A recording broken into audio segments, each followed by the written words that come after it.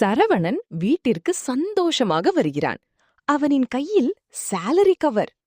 சரவணன், இந்த மாதம் போனஸ் கூட வந்திருக்கு. நிலா சந்தோஷமாக டீ கொடுக்கிறாள். அவன் புதிய மொபைல் வாங்கணும், பைக் அப்கிரேட் பண்ணணும் என்று எக்ஸைட்டடா பேசுகிறான். ஆனால் நிலா அமைதியாக இருக்கிறாள். நிலாவின் அமைதியான திட்டம். இரவு. நிலா ஒரு நோட்புக்கில் எக்ஸ்பென்ஸ் எழுதுகிறாள். வீட்டு வாடகை, ஸ்கூல் ஃபீஸ், மெடிசின், இஎம்ஐ. மீதம் மிகக் குறைவு.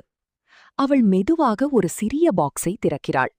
அதற்குள் 500 ரூபீஸ் நோட்ஸ், சில கோல்ட் காயின்ஸ், ஒரு குழந்தையின் டிராயிங். அவள் சிரிக்கிறாள். ஆசை வெர்சஸ் தேவைகள். அடுத்த நாள் மால். சரவணன் காஸ்ட்லி மொபைல் பார்த்து ரசிக்கிறான். Salesman, sir, EMI available sir. Saravanan almost வாங்க போகிறான். அந்த நேரம் நிலா ஃபோனில் ஹாஸ்பிட்டல் மெசேஜ் பார்க்கிறாள். அம்மாவுக்கு ஆபரேஷன் தேவை.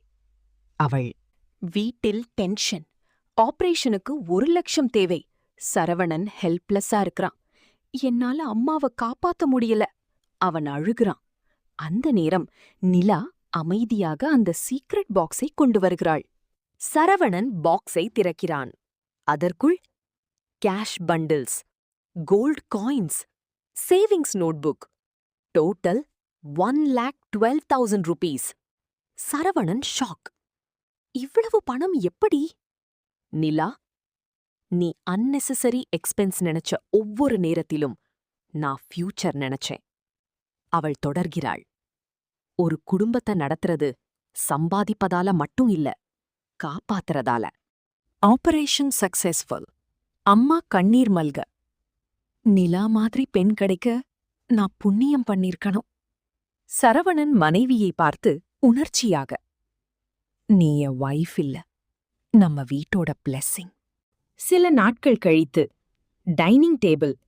இந்த முறை சரவணன்தான் ஒரு புதிய சேவிங்ஸ் பாக்ஸ் வாங்கி வருகிறான். அதில் ஃபர்ஸ்ட் மணி போடுகிறான். இந்த கதை நம்ம பல பேர் வாழ்க்கையோடு பொருந்தும். இல்லத்தரசி நினைச்சா எதையும் மாத்தலாம் தோழிகளே.